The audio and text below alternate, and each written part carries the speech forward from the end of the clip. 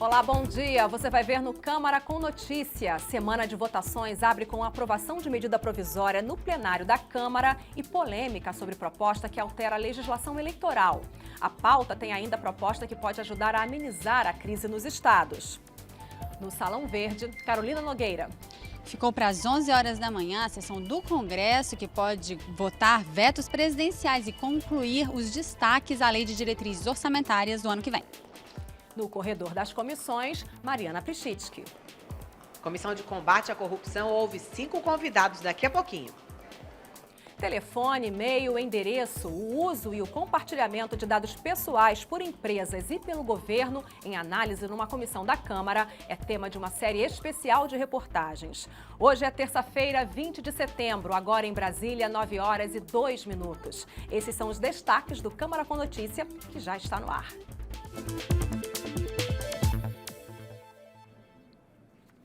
Na abertura da semana, no plenário, na noite desta segunda-feira, os deputados aprovaram uma medida provisória que garante a liberação de recursos já previstos para o Rio de Janeiro por conta dos Jogos Olímpicos e Paralímpicos. Mas a polêmica ficou por conta de outro tema, a anistia de Caixa 2. Em meio a certa resistência de parte dos deputados presentes, foi aberta a discussão sobre a medida provisória que libera recursos para o estado do Rio de Janeiro referentes ao apoio aos Jogos Olímpicos e Paralímpicos. A resistência maior era quanto à possibilidade de votação de uma outra matéria sobre mudanças em regras eleitorais, bem mais polêmica.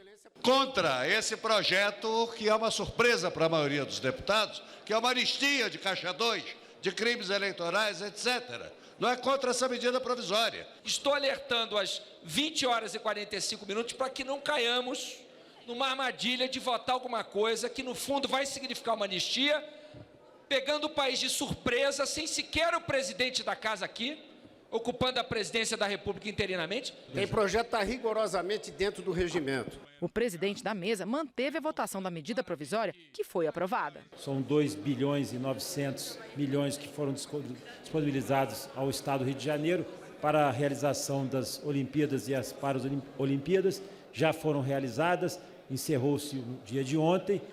A entrada do projeto que muda regras eleitorais em pauta trouxe muita confusão. Os deputados alegavam que não conheciam o texto que estava para ser votado, tendo em vista que ele está parado na Câmara desde 2007.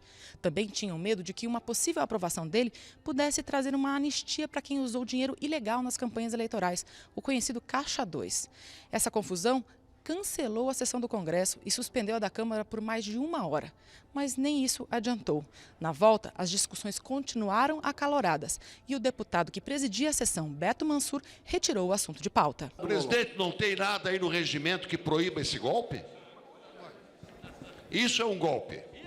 Isso aqui é um golpe. E é uma vergonha. Os deputados podem decidir. Há requerimento de retirada de pauta sobre a mesa.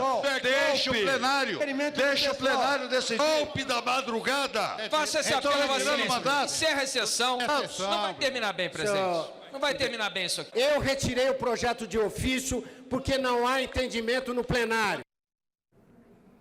Olha, mesmo com grande parte dos parlamentares envolvidos nas campanhas eleitorais nos municípios, a expectativa está mantida para que haja mais votações aqui na Câmara. Vamos ver os destaques na agenda do plenário.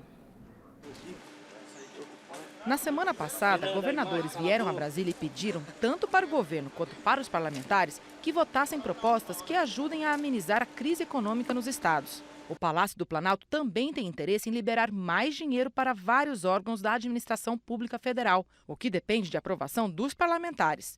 Na pauta da convocação do Congresso, há 9 projetos de liberação de recursos e 7 vetos presidenciais. Mas o principal é terminar a votação da LDO, Lei de Diretrizes Orçamentárias, que traz as regras do orçamento público federal do ano que vem. Para atrair deputados a Brasília, o presidente da Câmara, Rodrigo Maia, também fez uma pauta de votações exclusiva para os deputados, determinando que tenha desconto no salário quem faltar sem justificativa.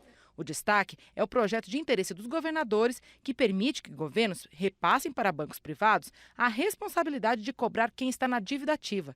Com isso, os governos recebem adiantado, mas com desconto, o valor de dívidas que muitas vezes nem tinham expectativa de receber. É preciso aprovar um pedido de urgência para que a matéria seja votada. Sobre esses temas que estão na pauta do plenário, a gente conversa com a repórter Carolina Nogueira, que está lá no Salão Verde. Bom dia, Carol. Bom dia, Vera. Olha, até o finalzinho da semana passada, a expectativa para essa semana era votar apenas essa medida provisória, que finalmente foi aprovada ontem, e a ratificação de alguns acordos internacionais. Essas urgências para alguns projetos foram incluídas meio de última hora. Além da matéria que causou tanta discussão ontem, que poderia abrir, então, essa brecha para a anistia de Caixa 2, tem ainda urgência para esse projeto que, entre aspas, privatiza a dívida ativa dos estados, e um outro projeto que faz a reforma do ensino médio. Esse projeto está em discussão há muito tempo aqui na Câmara dos Deputados, mas não sei se houve uma discussão prévia, não se falava nele até ele ser colocado, essa urgência ser colocada em pauta para a sessão de ontem. É sobre esse assunto que a gente vai conversar agora com o deputado Jorge Sola, que é do PT da Bahia, e o deputado Raimundo Gomes de Matos, do PSDB do Ceará. Deputado Raimundo Gomes de Matos, tem alguma informação? Havia já previsão dessa urgência, dessa inclusão dessa urgência para esses projetos? Isso foi discutido no Colégio de Líderes, por exemplo? Na nossa bancada do PSDB não tinha sido debatido, como também não é do nosso conhecimento na reunião da bancada de líderes. O que nós prezamos é ter harmonia entre as duas casas. É inconcebível o presidente Rodrigo estabelecer um pacto com os partidos aqui na Câmara Federal e nós termos surpresa do presidente Renan estabelecer reunião do Congresso Nacional. Isso desestabiliza a nossa agenda, a agenda do Parlamento e desestabiliza e enfraquece os poderes. Nós acreditamos que precisamos unir forças a fim de vencermos esses obstáculos em termos de pauta, termos clareza. Na noite de ontem foi uma noite perdida. Se botou um jabuti numa árvore, pode-se dizer assim, para uma matéria que nem tem efeito imediato nas eleições agora de 2016. O fato é que nós precisamos dar resposta à sociedade brasileira que cobra ações concretas do Congresso Nacional. Deputado Jorge Sola, qual o sentimento que o senhor ficou dessa sessão de ontem? O sentimento é que o governo golpista está completamente desorientado, né? Sem rumo, uma anal desgovernada. Primeiro, parabenizar os atletas que participaram da Paralimpíada e foi correta a aprovação da medida, ampliando os recursos, inclusive parabenizar a população que participou das Paralimpíadas, que vaiou o Temer, que fez o Fora Temer na abertura, no encerramento. Mas a outra matéria não estava na pauta prevista. A outra matéria, para a população entender, ela foi um acordo que fez parte do golpe para derrubar a presidenta Dilma. Todo mundo aqui nessa casa, nos corredores, sabia, quando votaram em abril a posição de afastamento da presidenta Dilma, que tinha um acordo costurado com setores do Ministério Público e do Judiciário para blindar os deputados corruptos que estavam sendo citados na Lava Jato, que tinha denúncia na lista do Odebrecht. E esse acordo, para você entender melhor, telespectador, é o quê? É aprovar uma lei tornando crime o Caixa 2, crime penal, com inclusive possibilidade de ser preso daqui para frente. A lei valeria daqui para frente. E aí, todos esses corruptos citados na Lava Jato seriam condenados por Caixa 2, mas sem nenhuma penalidade, porque a lei só valeria daqui para frente. E lá na frente, eles mudam de novo a lei para deixar de ser penalidade o Caixa 2. Esse foi o acordo costurado.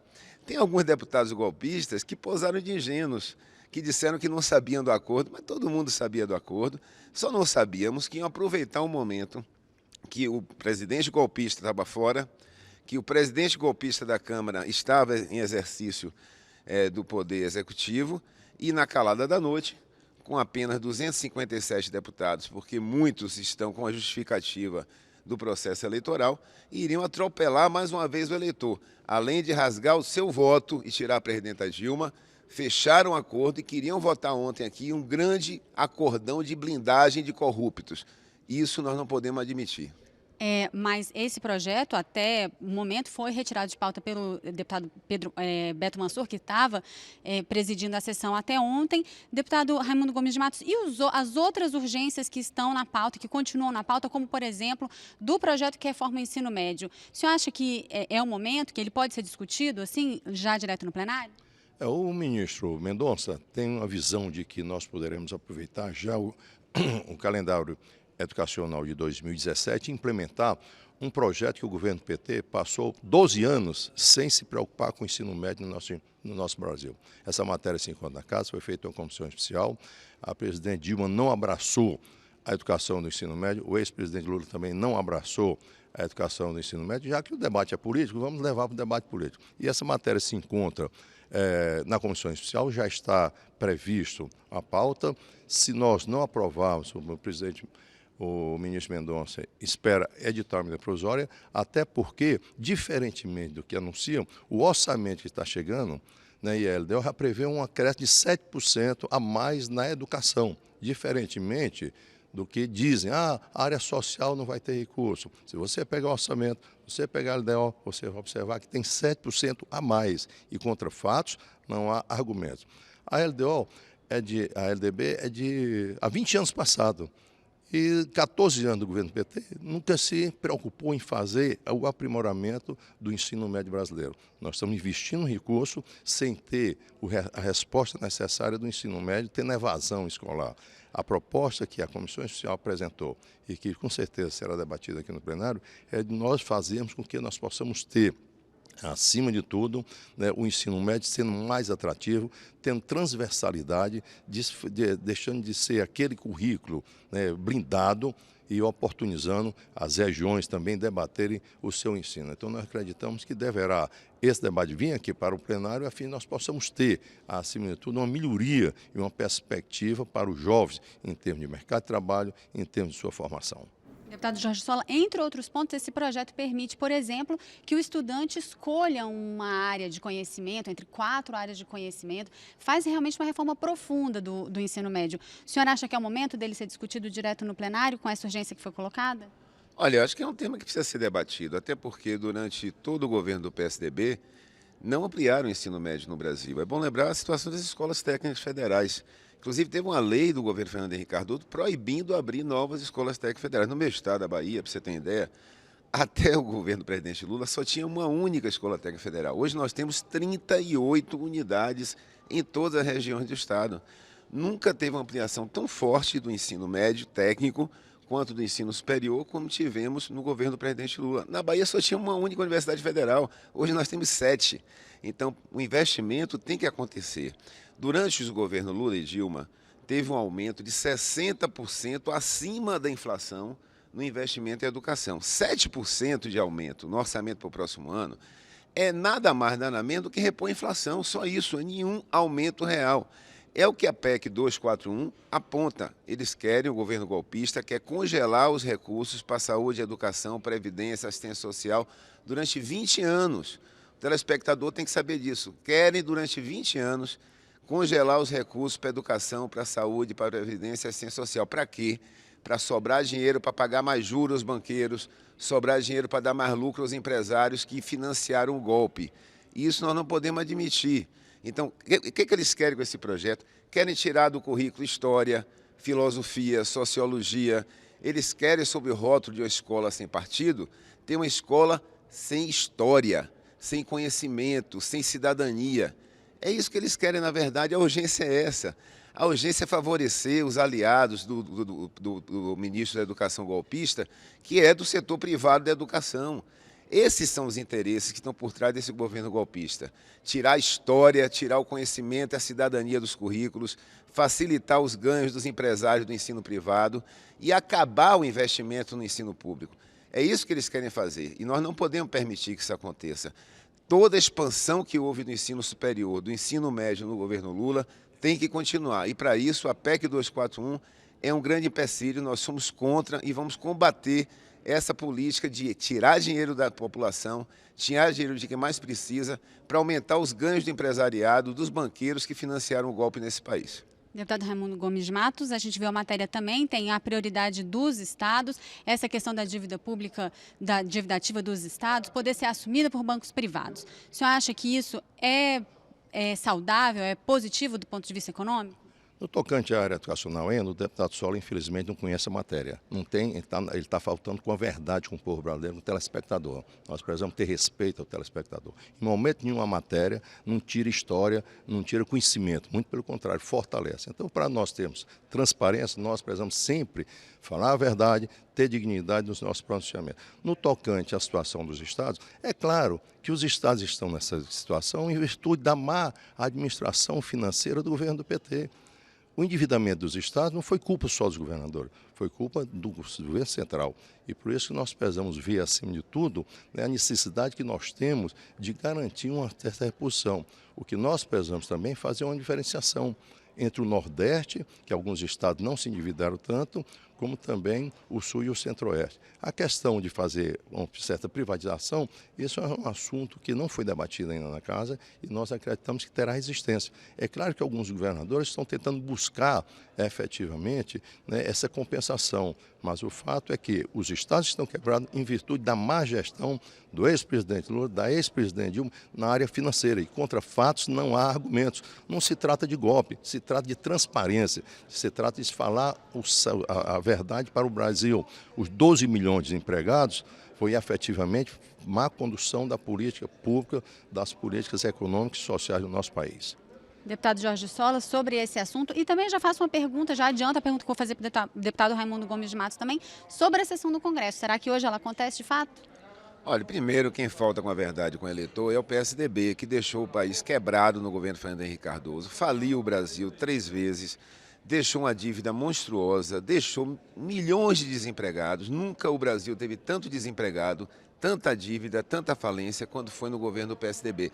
E ainda venderam patrimônio público, arrecadaram milhões. A privataria tucana está registrada na história desse país.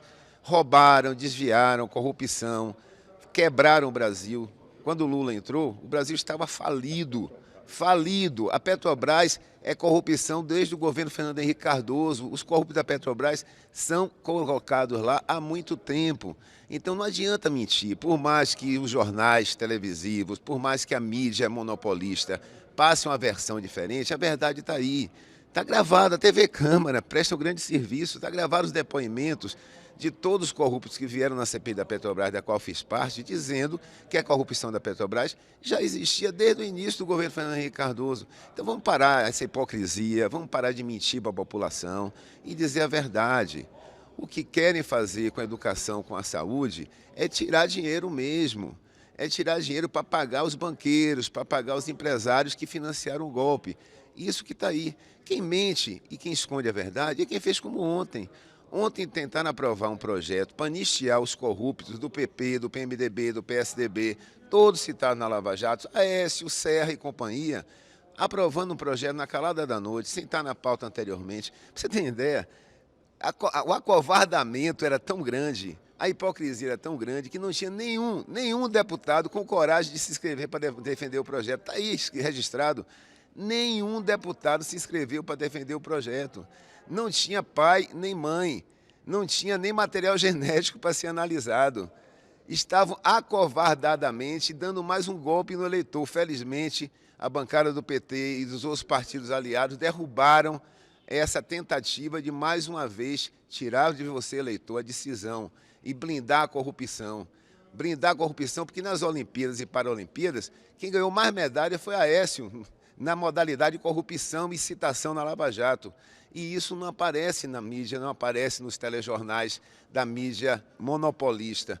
Nós vamos tentar, mais uma vez, evitar que seja tirado dinheiro seu, eleitor, para financiar aqueles que pagaram o golpe. Nós não podemos permitir que a educação, que a saúde, que a previdência, que a assistência social sejam devastadas e retorne ao tempo da privataria tucana. Já aprovaram aqui um projeto que permite um cheque em branco para vender qualquer empresa pública por qualquer preço. Querem entregar o pré-sal para as multinacionais do petróleo, querem voltar ao tempo da privataria tucana, querem voltar ao tempo da corrupção blindada, do engavetador-geral da República. O representante que estava lá no governo corrupto na AGU foi retirado porque não concordou com isso. Então é blindagem, é corrupção, é engavetamento, é o tempo de volta da privataria tucana e dessa vez sem voto. Vamos fazer uma rodada rápida dessa vez sobre o assunto da sessão do Congresso. Expectativa de vocês dois para essa sessão que está marcada para as 11 horas da manhã. Eu acredito que não haverá quórum, até porque o pacto feito com os deputados federais é que nós não teríamos sessões esses dias. Essa desarticulação entre o Renan e o Rodrigo está gerando essa necessidade de nós fazermos a nossa pauta. É claro também que toda essa matéria da LDO e a suplementação orçamentária é importante. Nós temos suplemento de alguns ministérios para levar suas ações à frente, assim como também nós temos necessidade de apreciar alguns vetos. O fato é que é improvável, né, nessa sessão Congresso estabelecida agora para as 11 horas, nós estabelecermos um determinado quórum. E finalizando a nossa participação, nós queremos dizer ao deputado que se o governo do PT teve 12 anos para acabar com a corrupção na Petrobras, se ele diz que iniciou do Fernando Henrique, foi aprimorar. Quer dizer, ele gostou, então, da corrupção estabelecida, se ele afirma que foi no governo Fernando Henrique. Se no governo Fernando Henrique teve corrupção na Petrobras, por que não acabou? Aprimorou, vendeu, quebrou a Petrobras e os 12 milhões de empregados que tem o Brasil. Então, esse debate de dizer, golpista, a população, é que 80% da população não acreditava mais na Dilma, não se trata disso. O que se trata é que tudo foi feito regimentalmente com o presidente do Supremo estabelecendo as normas das análises que a classe política, o Congresso Nacional estabeleceu. Deputado Jorge Solon, você também acha que não deve ter quórum na sessão do Congresso de hoje? Eu não acredito não, porque o governo golpista está completamente desgovernado, desorientado, sem rumo, sem prumo, sem capacidade, inclusive, de mobilizar os seus parlamentares para tentar votar qualquer coisa aqui essa semana. E a corrupção, antes do governo Lula, a corrupção era debaixo do tapete, era engavetada, a Polícia Federal não apurava nada, o Ministério Público era amordaçado. O governo Lula e o governo Dilma criaram várias leis contra fatos, não há argumentos, deputado. As leis estão aí, veja as datas que foram aprovadas, as leis que permitiram a Polícia Federal fazer o que faz hoje, o Ministério Público agir como age hoje. O governo Lula e Dilma desamordaçaram o Ministério Público, criaram condições para a Polícia Federal agir, criaram leis tornando crime coisas que antes eram cometidas alardadamente. E, por favor, vamos parar de hipocrisia, vamos parar de mentir para o telespectador, de mentir para o eleitor. Nós não vamos permitir que continuem tentando tirar seu dinheiro do seu imposto para financiar quem pagou o golpe. Não aceitaremos corte de recursos para a educação, para a saúde, para a previdência social, para a assistência social. O interessante é que, para concluir, vários deputados que se diziam defensores do Sistema Único de Saúde, ontem foi o dia de comemoramos a criação do Sistema Único de Saúde, 19 de outubro, 26 de setembro, 26 anos do Sistema Único de Saúde. Nesta data, ontem, eu vi aqui na casa vários parlamentares que sempre diziam que era pouco, 60% de aumento acima da inflação para a saúde, e agora acho que tem que cortar o SUS para caber no orçamento que o governo golpista quer destinar para a população. Eles querem aumentar os lucros dos empresários e dos banqueiros e tirar dinheiro da população, tirar dinheiro do Sistema Único de Saúde. Deputado Jorge Solon, deputado Raimundo Gomes Matos, muito obrigada pela participação de vocês aqui com a gente. A gente volta ao estúdio com a Vera. Obrigada, Carol. Obrigada aos deputados. A gente vai agora falar sobre o município de Birigui, no interior de São Paulo, que é um dos municípios brasileiros que concentram denúncias de irregularidades no seguro pago por proprietários de veículos. A CPI, que investiga um esquema de corrupção no DPVAT, ouviu 2 ex-interventores da Santa Casa de Misericórdia da cidade e o promotor de justiça que acompanhou o caso.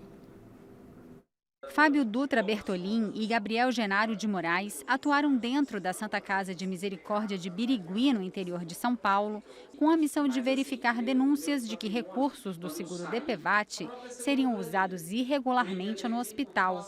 Os 2 interventores são acusados de intermediar atendimentos irregulares dos pacientes e fazer acordos para acobertar o esquema, mas os 2 se dizem inocentes. O procurador Bruno de Oliveira Miller explicou que começou a investigar o caso depois de acompanhar repetidas denúncias. Hospitais envolvidos, funcionários, enfermeiros, funcionários, fisioterapeutas, médicos, policiais, advogados, atravessadores, que eu chamo como facilitadores. É uma organização muito bem definida e muito extensa. O número de pessoas atendidas, conforme lá falado, a cada dia vai aumentando exponencialmente. Lá no ano de 2015 foram mais de 500 mil pessoas atendidas com invalidade permanente. E nós acreditamos que grande parte dessas pessoas realmente não sofreram acidentes de carro. O deputado Cabo Sabino, que pediu a realização da audiência, disse que os 2 interventores se contradisseram e não conseguiram esclarecer as denúncias. Os valores que dizem que era arrecadado com o DPVAT não fecham, porque falam que era a empresa conveniada passava um valor de R$13 mil mensal, mas se atendia por dia 8 a 10 pessoas. Ora, no mês se atendia no mínimo 240 pessoas.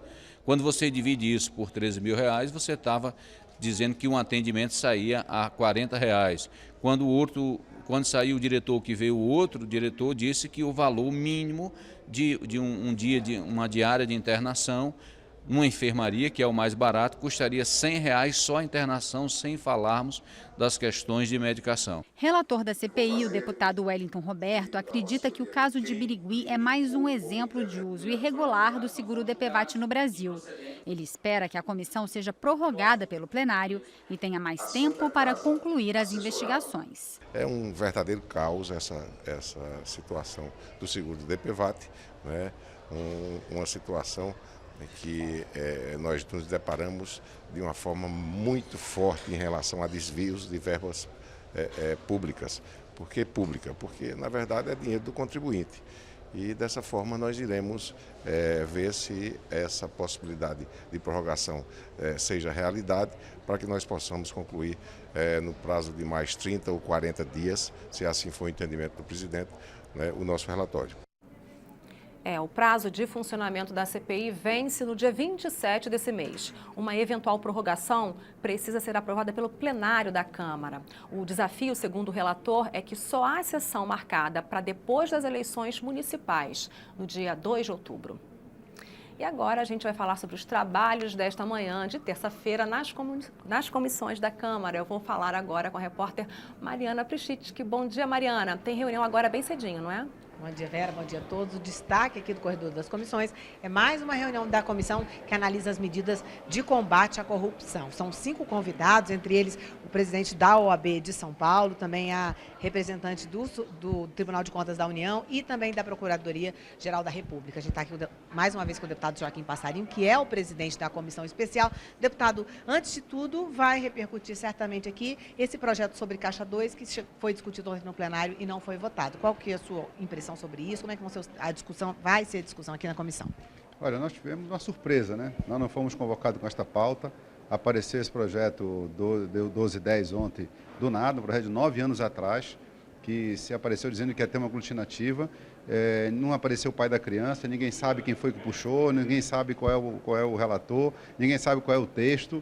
E se tentou discutir, né? Não foi nem discutido, porque a pressão foi grande, graças a Deus, e de todos os partidos, e nós conseguimos que o presidente retirasse de pauta de ofício e espero que para sempre, porque essa é uma matéria que está sendo debatida na comissão, né, junto com as 10 medidas, e que a gente possa levar ao cabo de votação dentro de um contexto e não algo que ninguém sabe, ninguém viu, ninguém sabe quem fez. Então foi uma coisa realmente muito estranha, a gente espera que isso não volte a acontecer, a casa não cabe mais esse tipo de coisa, as pessoas têm que entender que a política mudou, e que, independente de partidos políticos, os políticos que estão aqui já não estão aceitando mais esse tipo de coisa. Nós vamos sempre tentar barrar qualquer tipo de armação que possa ter na casa. Especificamente em relação ao Caixa 2, já existe alguma tendência do que deve ser decidido aqui na comissão? A tendência é que você tenha alguma tipificação do que é a Caixa 2.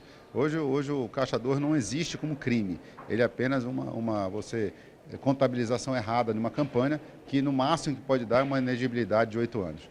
Aí você não há crime nisso. Então nós precisamos tipificá-lo como crime. A pena, essa dosimetria da pena, nós vamos discutir. Mas que nós precisamos ter isso como crime, precisamos ter. É uma coisa justa que todos já sabem, consideram como crime, mas não está na lei. Precisamos colocá-lo.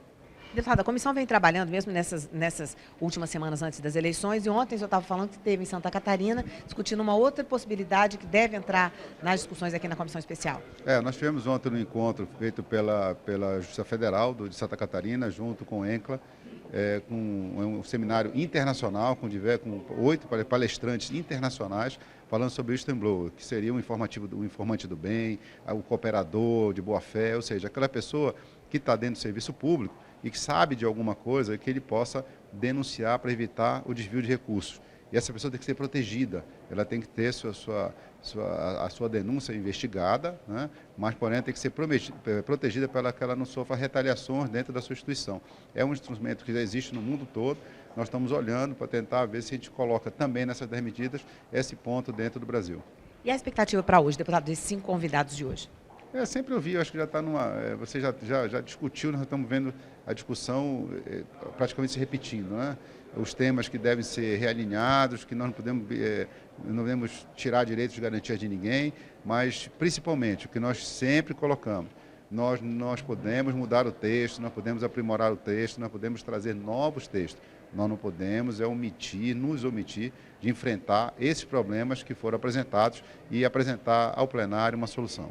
Ok, deputado Joaquim Passarinho, obrigada. Boa audiência pública. Amanhã a gente volta para falar da audiência de amanhã, né, deputado? Tamo junto.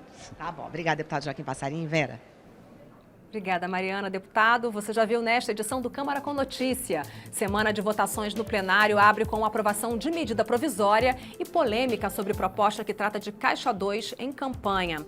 Agora em Brasília são 9 horas e 32 minutos e você vai ver depois do intervalo. Série especial de reportagens sobre o uso de dados pessoais por empresas e pelo governo analisa o futuro da legislação sobre o tema.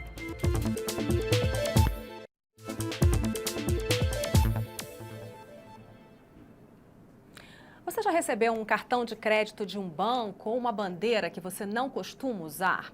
Já pesquisou um produto na internet e recebeu em seguida um monte de propaganda de algo semelhante, como um hotel exatamente naquela cidade de praia para onde você vai nas próximas férias? Pois é, isso acontece por causa do uso de dados pelas empresas. Informações pessoais como e-mail, telefone e endereço, hoje podem ser repassados ou até vendidos de uma loja para outra sem autorização do cliente. A Câmara dos Deputados acaba de criar uma comissão especial para analisar os projetos de lei que têm o objetivo de limitar o uso e o compartilhamento dos seus dados. E agora começa uma série de 4 reportagens especiais de Mariana Monteiro e Cláudia Lemos sobre a importância de se proteger esses dados pessoais e também os chamados dados sensíveis.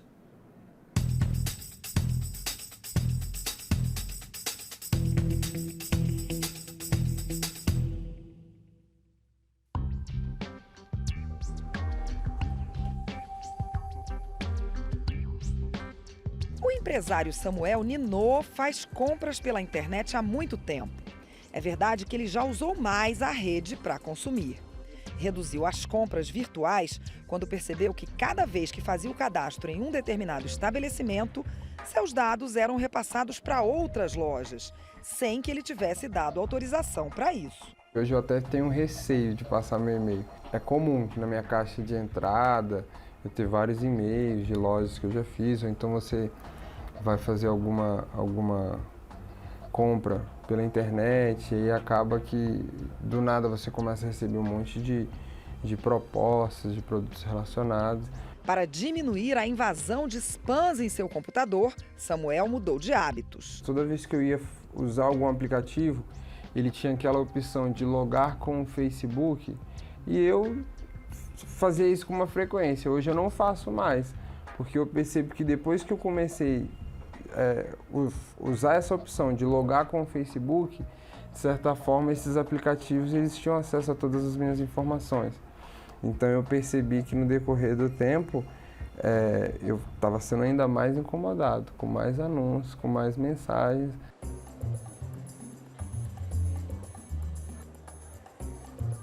Você já recebeu alguma mensagem no seu celular avisando de uma liquidação, uma nova coleção em uma loja em que você nunca entrou? Eu já, e isso é mais comum do que pode parecer. É que quando você faz o cadastro em uma loja, um banco ou outro estabelecimento, não há nenhuma garantia de que aqueles dados vão ficar somente ali.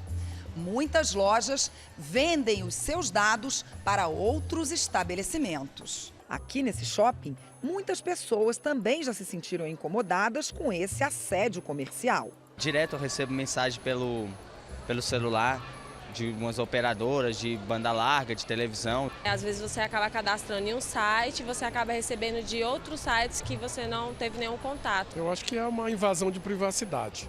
Grande parte dos entrevistados defende que a lei obrigue que eles sejam consultados antes de seus dados serem usados. São os meus dados, então assim, tem que ter minha permissão para tudo. Eu gosto sim quando eu sou consultado, porque eu tenho um maior controle sobre os meus dados. Tudo que a gente pode aprovar no Brasil de regulamento, de forma de controle, é interessante. Alguns projetos em análise aqui na Câmara dos Deputados têm o objetivo de proteger essas informações. O mais recente foi enviado em maio deste ano pelo governo. Ele prevê que os seus dados pessoais só possam ser usados com a sua autorização. As empresas que desrespeitarem as regras serão punidas. São considerados dados pessoais aqueles que podem levar à identificação exata da pessoa. O projeto do governo sobre o tema chegou a tramitar em regime de urgência aqui na Câmara, mas ela foi retirada em julho.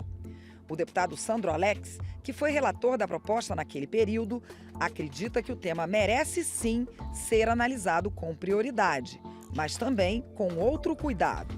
O tratamento dos dados pessoais é urgente, é pertinente, é necessário, mas ele precisa equilibrar, né, a garantia dos direitos fundamentais, a sua individualidade, com o mercado, com os negócios, com o crescimento do país. O tratamento de dados em grande volume é chamado de Big Data.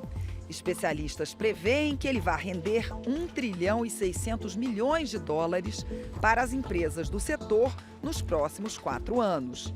E fazer crescer o PIB mundial em mais de 15 trilhões de dólares só com o aumento da produtividade. Mais de 100 países já têm leis para definir como os dados devem ser tratados. Os empresários acham que já está mais do que na hora de se aprovar uma lei sobre o tema. Dependendo de como ela será construída, mais rígida ou mais flexível, isso poderá ensejar mais negócios ou menos negócios, né? Então o que a gente entende é que tem que haver um equilíbrio dessas forças, né? Nem tanto ao cidadão, nem tanto aos negócios, mas sim o equilíbrio para que não iniba os negócios, mas também que os dados sejam assegurados. Eu quero que os meus dados sejam protegidos.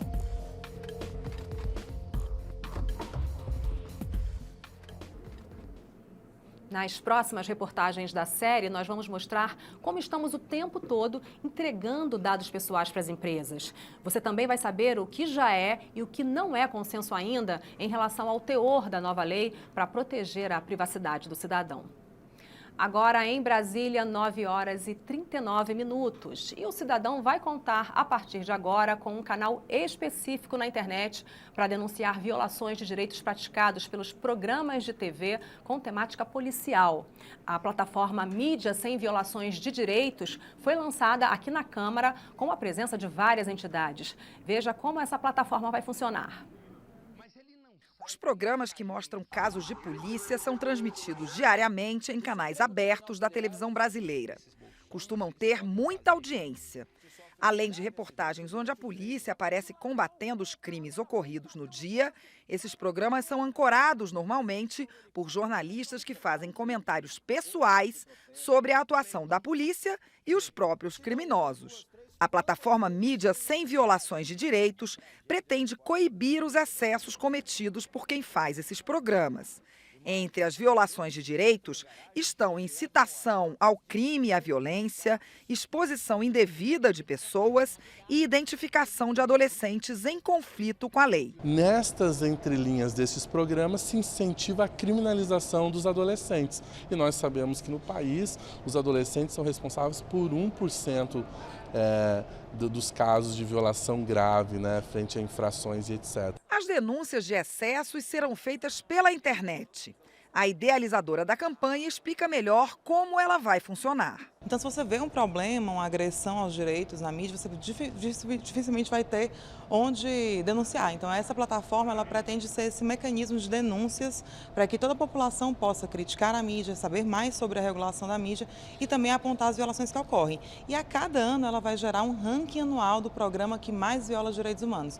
Com esse ranking, a gente quer dar visibilidade a esse tipo de ocorrência e também chamar as próprias empresas para o debate e para cobrar que elas respeitem os direitos humanos nos seus conteúdos. Durante o lançamento, o representante do Ministério Público lembrou da importância de se regular a mídia. Eu acho que esse debate nos permite, mais uma vez, discutir o tema de regulação e controle de um lado e a alegada, suposta censura, que é um pouco o que os comunicadores que não estão, aqueles comunicadores que não estão atentos com a Constituição, com o que diz a Constituição, com os princípios de direitos humanos, alegam para poder veicular o que bem entenderem. Na verdade, a Câmara tem uma frente parlamentar pelo direito à comunicação e à liberdade de expressão com participação popular.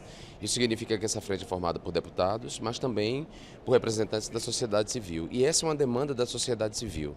Esses programas policialescos, esses programas vespertinos, alguns deles noturnos, exploram a violência de uma maneira sensacionalista, de uma maneira estigmatizadora dos pobres, das pessoas negras e quase sempre viola as nossas leis. O Comitê Gestor de Sustentabilidade da Câmara e a ONG Rede de Sementes do Cerrado promoveram um debate sobre o segundo maior bioma brasileiro. O Cerrado é considerado o berço das águas no Brasil, com grande diversidade biológica e espécies únicas no mundo. Mas essa riqueza está ameaçada. Segundo dados do Ministério do Meio Ambiente, só 3% do Cerrado estão protegidos em unidades de conservação. As taxas de desmatamento deste bioma são as mais altas do país. O assunto foi discutido num painel promovido na Câmara dos Deputados. O representante da Embrapa destacou a importância do debate e dos estudos sobre o Cerrado. A gente pode ver pela situação dos próprios reservatórios do setor elétrico. Alguns deles não estão muito bem, como Serra da Mesa, Sobradinho, e isso tudo tem muito a ver com o que tem acontecido, principalmente com o regime de chuvas dentro do Cerrado. A gente precisa estudar isso para poder melhorar a nossa gestão, aumentar a nossa gestão. Então a questão do conhecimento, essa ponte entre o conhecimento e o processo de tomar decisão, que é discutido aqui nessa casa, é super importante. O deputado Augusto Carvalho defendeu a aprovação de uma proposta de emenda à Constituição que já está pronta para ser votada no plenário, que coloca o Cerrado como um dos biomas que constituem o patrimônio nacional. Porque aí nós teremos o Cerrado e a Caatinga, né? 2 biomas dos mais importantes da nossa biodiversidade, protegidos na Constituição, ou seja, com um plano de manejo, né? Para se conter a devastação que hoje nós observamos, criminosa, destruindo áreas cobertas, né, aterrando nascentes. E claro, o preço que nós vamos pagar lá na frente será um preço muito elevado. E nesta edição do Câmara com Notícia, você ficou sabendo que deputados abrem a semana de votações no plenário com a aprovação de medida provisória e polêmica sobre mudança na legislação eleitoral. Série especial sobre o uso e compartilhamento de dados pessoais analisa o futuro da legislação sobre o tema em debate aqui na Câmara. Esta edição do Câmara com Notícias está chegando ao fim. Nós podemos voltar a qualquer momento durante a nossa programação com mais informações para você. Hoje é terça-feira, 20 de setembro. Neste momento em Brasília, 9h45. Uma ótima terça-feira para você.